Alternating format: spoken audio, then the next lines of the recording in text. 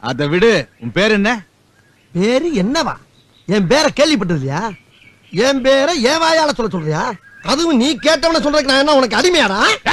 பேரை கேட்டா சொல்றா சுண்ணாம்பு. தீப்பொறி திருமுகம். தீப்பொறியா? தீப்பொறினா எப்படி? அப்படியே கொழுந்து விட்டு எரிவியா? எரிமலையா செதறுவண்டா, அக்னியா கக்குவேன். மொத்தத்துல சொல்ல போனா தீ பிளம்பு அக்னி குழம்புடா. அக்னி குழம்பா? என்ன தேர்றா? ஆத்தி கல்லு.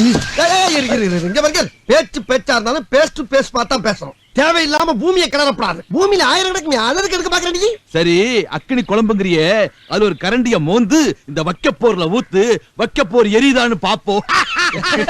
ஒரு கரண்டி எடுத்து இதுல ஊத்தலாம். என்னடா லுச்சாத்தனமா பேசிக்கிட்டு இருக்க?